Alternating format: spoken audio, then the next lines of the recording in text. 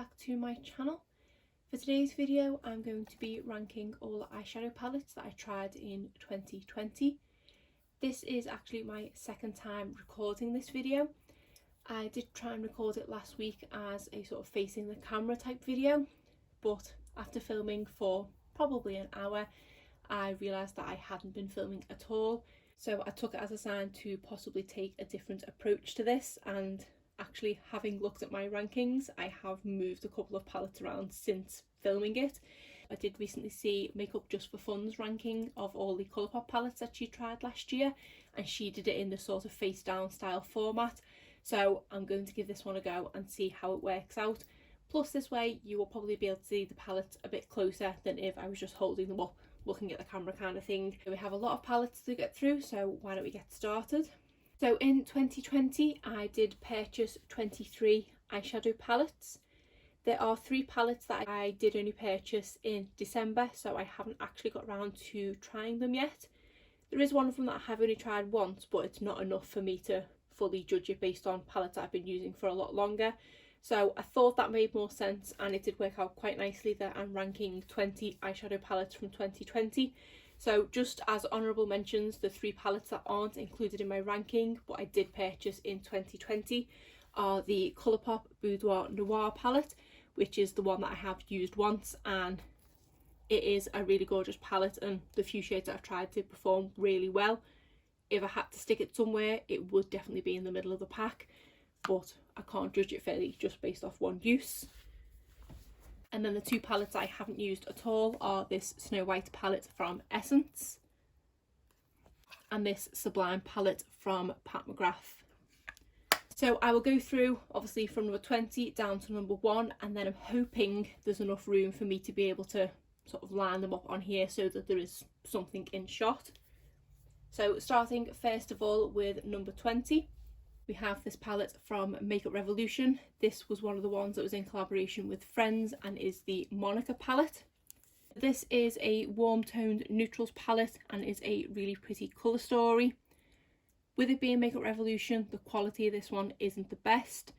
I don't know how well it's going to pick up on camera, but a couple of these shimmers have already hit hard pan and I have only used this a handful of times.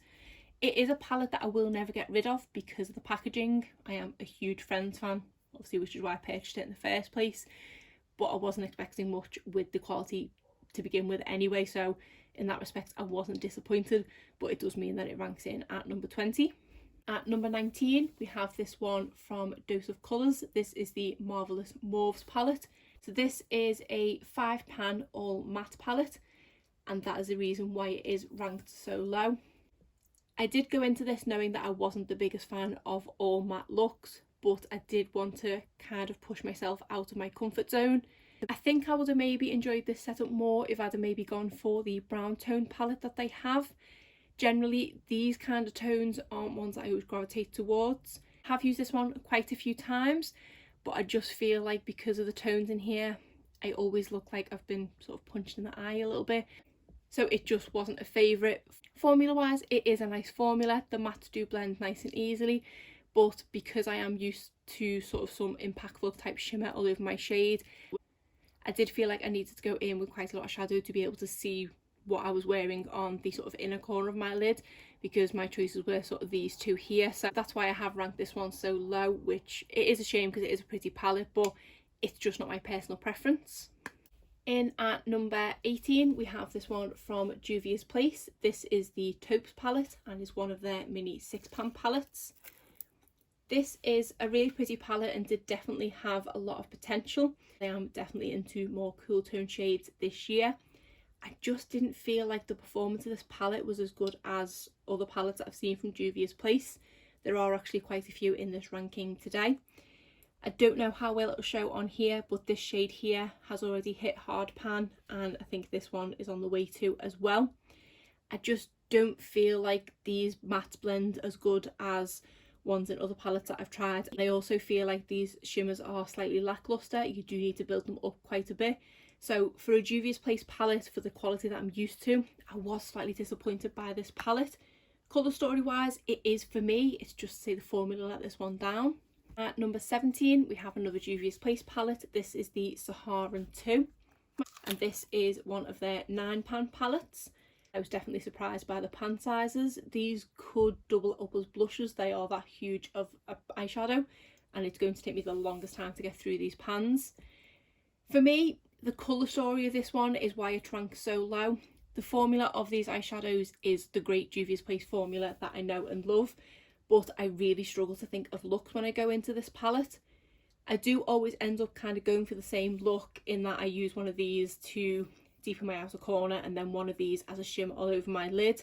For me, because I am a neutrals kind of person, it does miss that sort of mid-tone crease shade and I do end up going in with a darker shade and then having to blend it out for quite a while to get the tone that I want, or just reaching into another palette. So this one, it's nothing to do with the palette per se, it's kind of user error, and that I probably shouldn't have gone for this one because it's not very often that I reach for these 3 shades here, and to be honest this one here, I think I've tried to make myself more of a sort of purple berry toned lover than I am, so that's why I don't really reach for these two. And then these two are very bright and shimmery, which again isn't what I tend to go for on a daily basis, so that for me was why this one ranked so low. But formula wise of this one, it is a great formula. In at number 16 we have this one from Zoeva. This is the Caramel Melange palette and this is one of their mini palettes. This is just an okay palette. It is quite a nice colour story. I do have quite a few palettes like this, and in the sort of autumn months I do like to reach for this colour story. The formula of this one is just okay. It is a palette that I definitely can make work, but it does take a little bit of work. The mattes are fine, they do blend out okay, but are a little patchy to begin with. They are decently pigmented and once they are fully blended out they do look nice. The shimmers, again, whilst applied nice, they do need a little bit of building up to be that bit more impactful. This one is just an okay palette, and I know it is one that when we can travel again I probably will use for travel because it is so light and compact, and I don't have a travel friendly palette in this colour story, but it just didn't blow me away. In at number 15 we have this one from Ofra Cosmetics.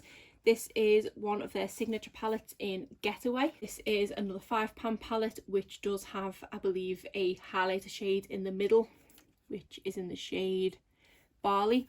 Again, kind of sort of similar story to the one from Zoeva. It's a very similar colour story in here. The palette is nice, the shades are nice, but it just doesn't blow me away.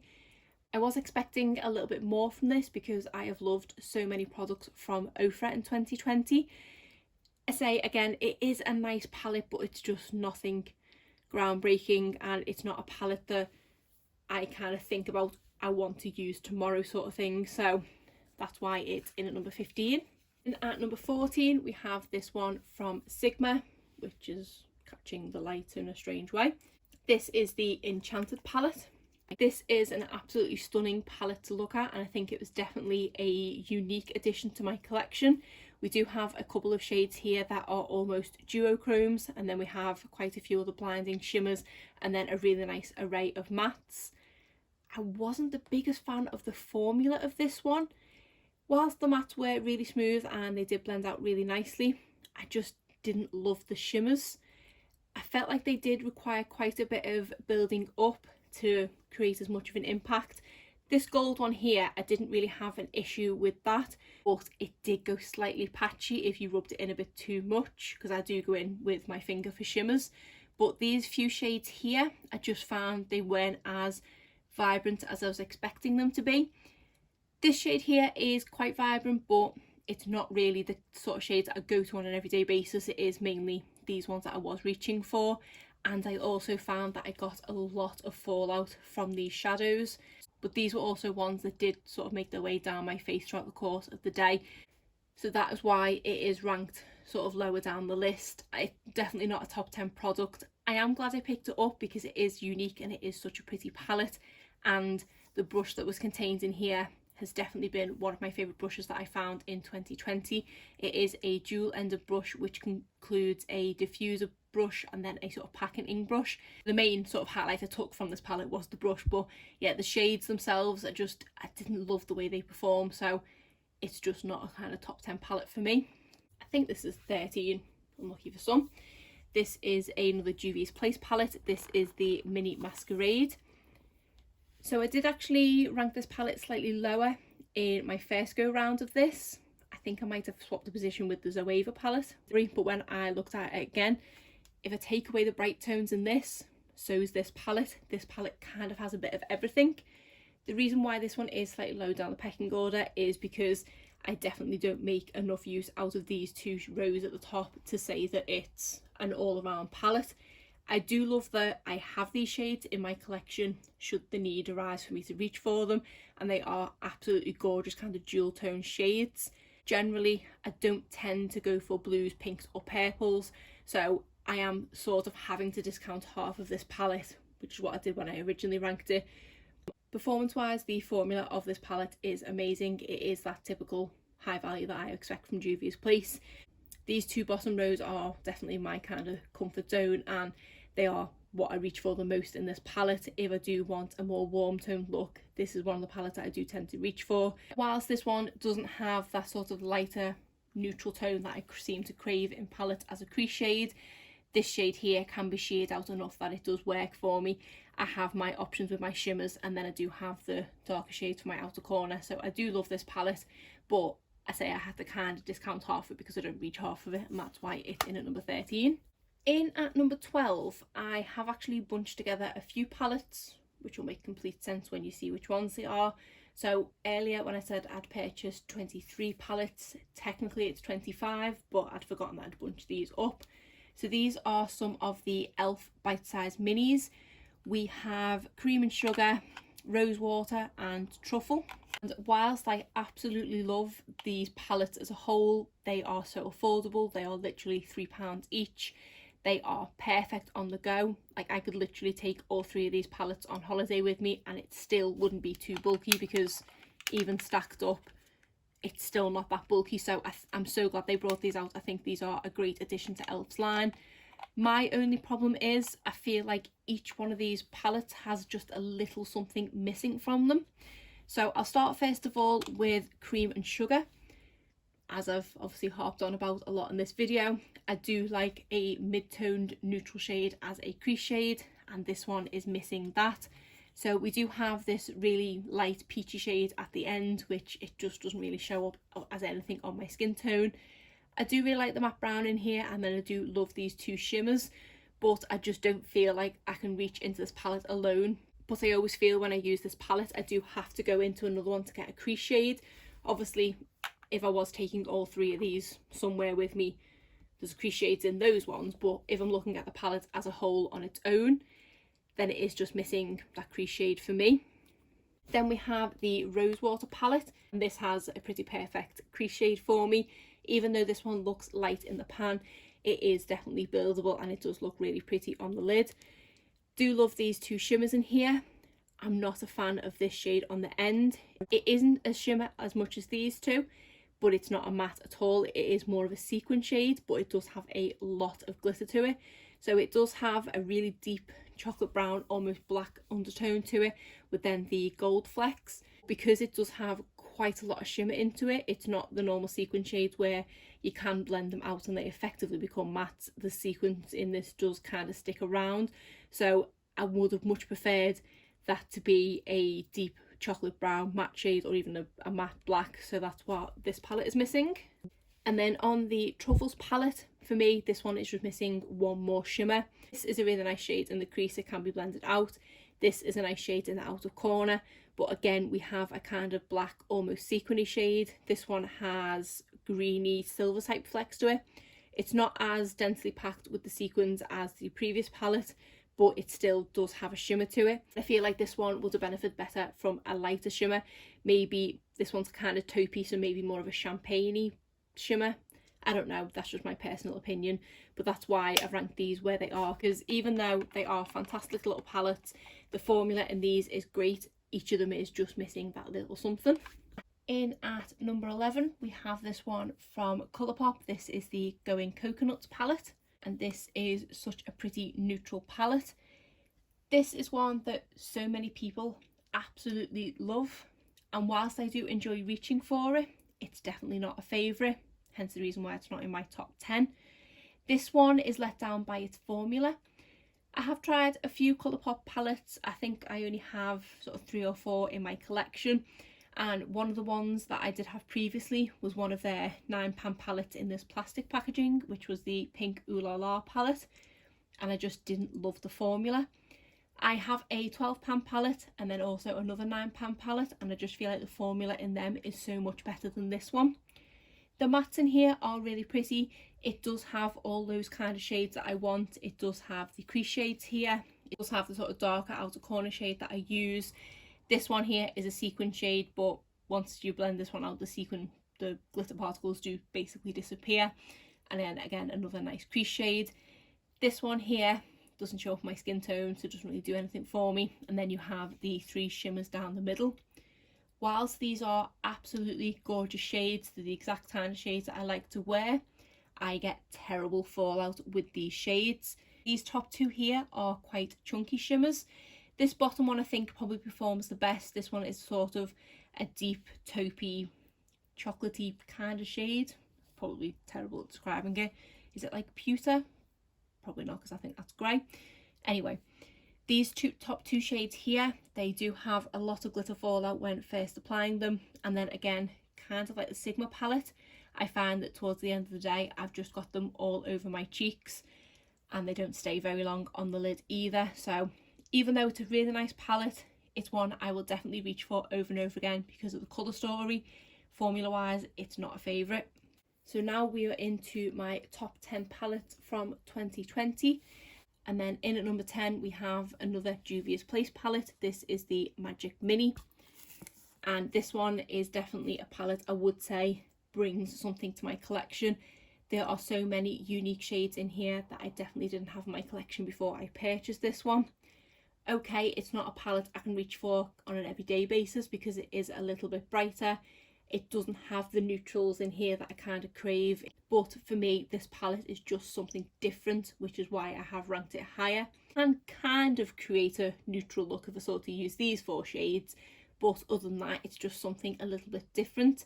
It is a colourful palette without being too bright. There are a lot of pretty shades in here that, whilst they are colourful, are more kind of muted, which is definitely my aesthetic. In particular, I do love these 2 shades here. We have Vi and Yamoja. I probably just completely butchered that, but these are both kind of silvery shades when applied to the lid. This one does pull slightly blue toned, and then these 2 shades here, which are Yara and Buzzo. These are both really pretty as well, and again pretty unique.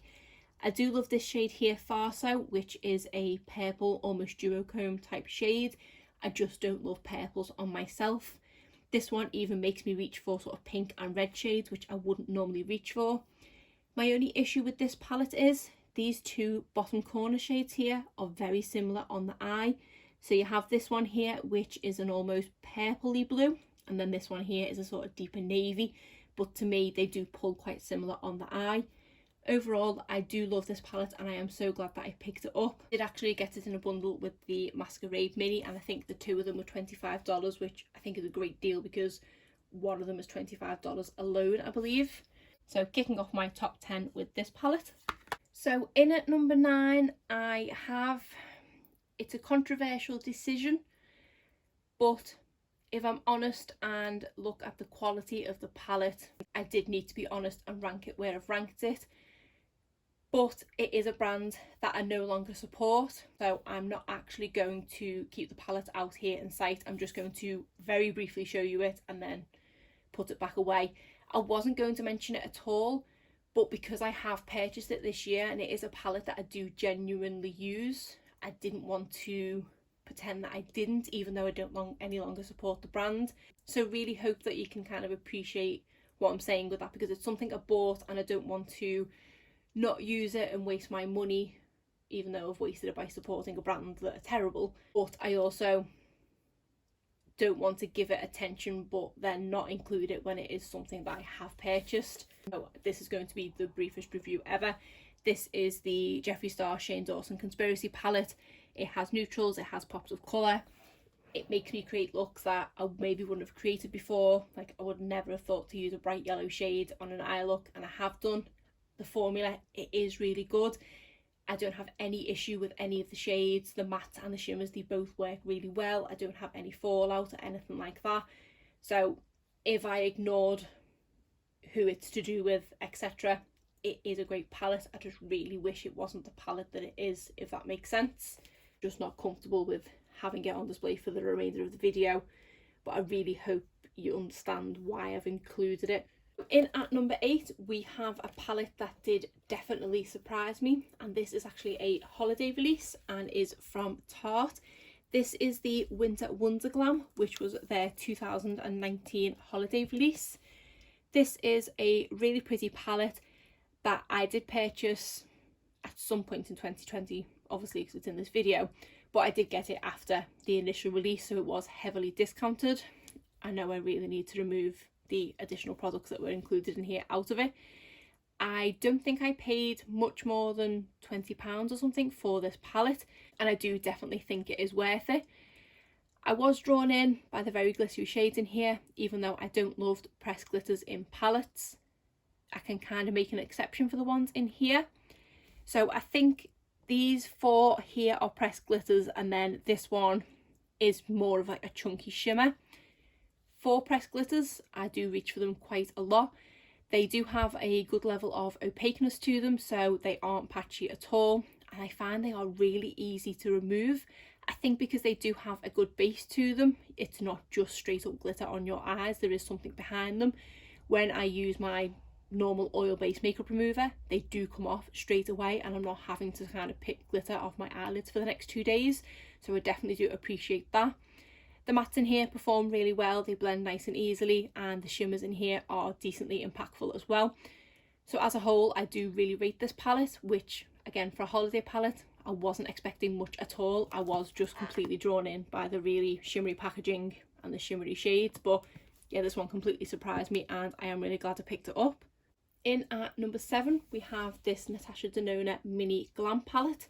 So this is another £5 eyeshadow palette, but this one definitely ticks all the boxes in what I'm looking for. Even though this shade here does look quite light in the pan, it is deep enough of a crease shade for me to use, and then this is kind of like the perfect outer corner shade for me, and then I do have 3 shimmers to choose from. I am kind of glad I picked up this palette because it did dip my toe in the water of the Natasha Denona formula, which is fantastic. The mattes blend absolutely beautifully, and the shimmers are just so buttery and smooth and are so shimmery on the lids, and this is a great little palette. I think these are £25 each. Great little palette. Again, another good one for travel. I really miss travel.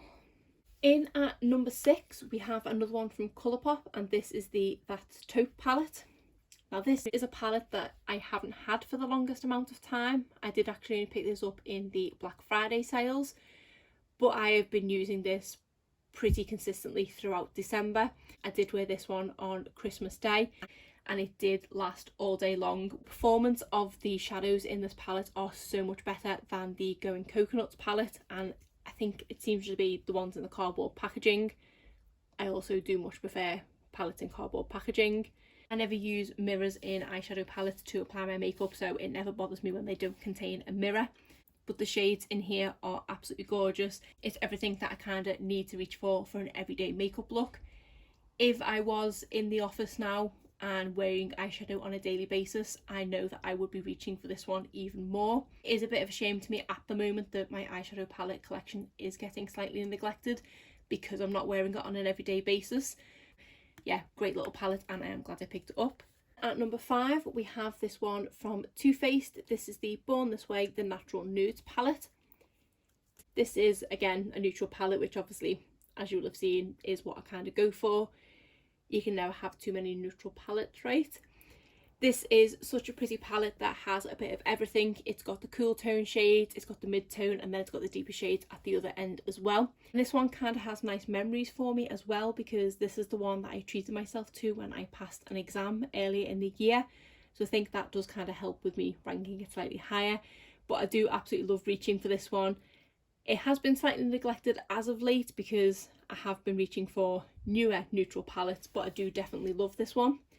I was never a fan of the Too Faced eyeshadow palette formula because I had picked up a couple of chocolate bar palettes and just didn't absolutely love them.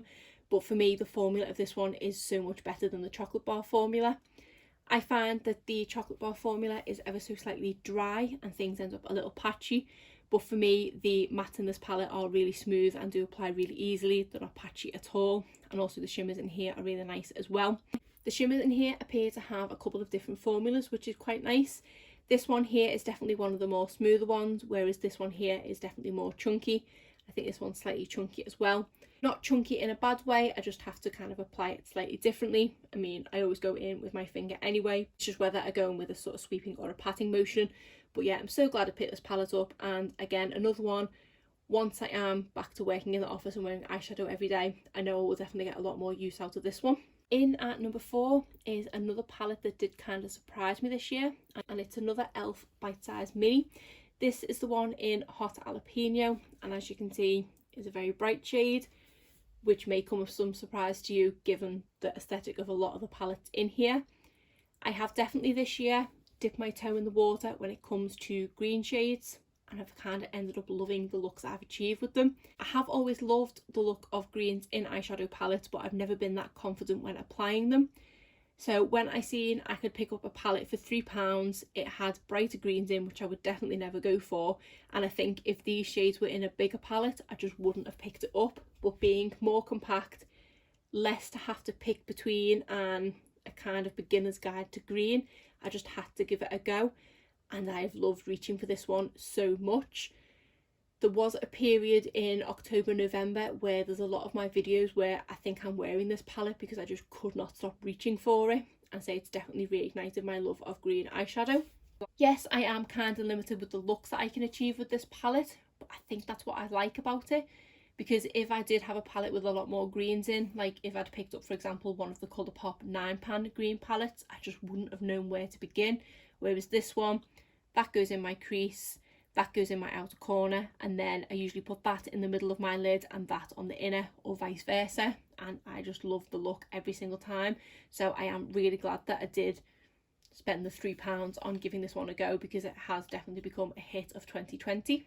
Yes, okay, it's not a palette that I am going to reach for every day, but still it is a great palette that has definitely introduced me more to colour. So in at number 3 we do have another neutral palette, and this is one from Aldi Supermarket.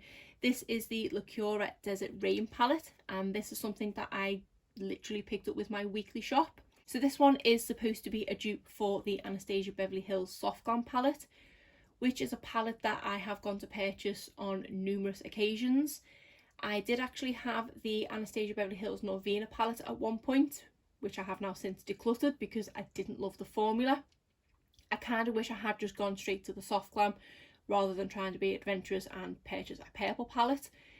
So when I seen I could give this a go, and this was I think £5.99, and it would give me the colour scheme of the Soft Glam without potentially trying a formula that I didn't love and that was going to cost me 40 something pounds.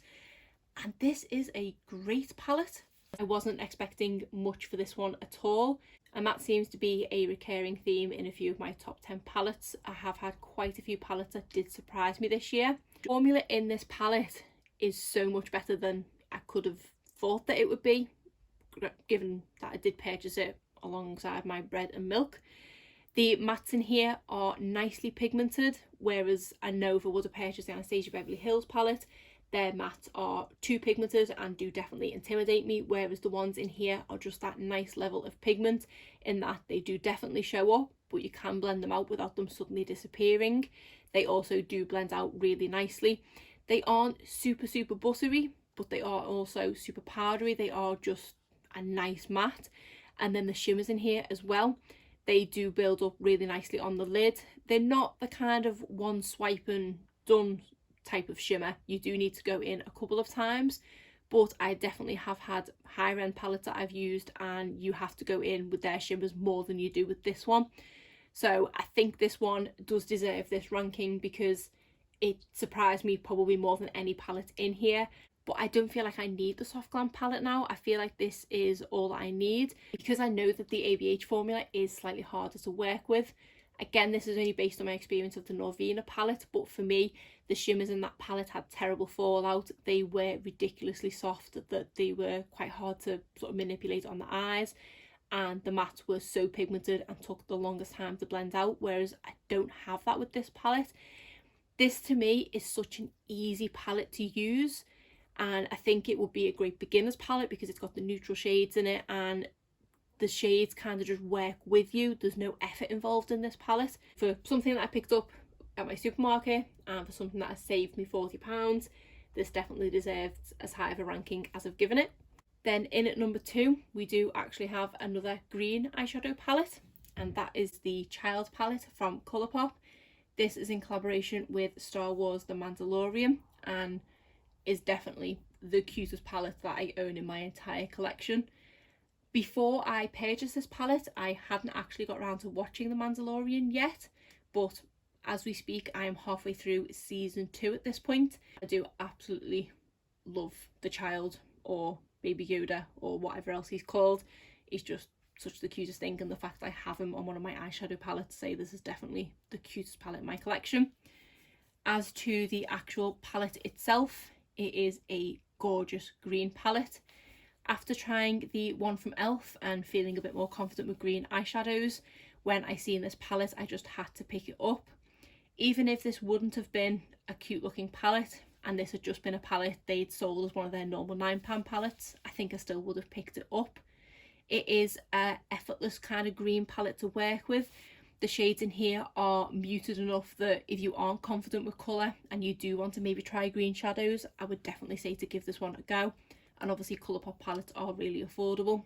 I love every single shade in this palette, which for a green palette I didn't think I would say. I know I said it for this one, but there's obviously only 4 in here, but it is just absolutely gorgeous. And as with the jalapeno palette, this is another one that when I did get this and first try it, I wanted to constantly wear it. And again, I think there's a handful of videos where I'm wearing this palette because I just love it so much. I also really appreciate that it does have the perfect crease shade for me. So even though it's a predominantly green palette, I've got my kind of safety zone here with this shade here, which is called Just Like a Tatooine. And I just love this palette so much.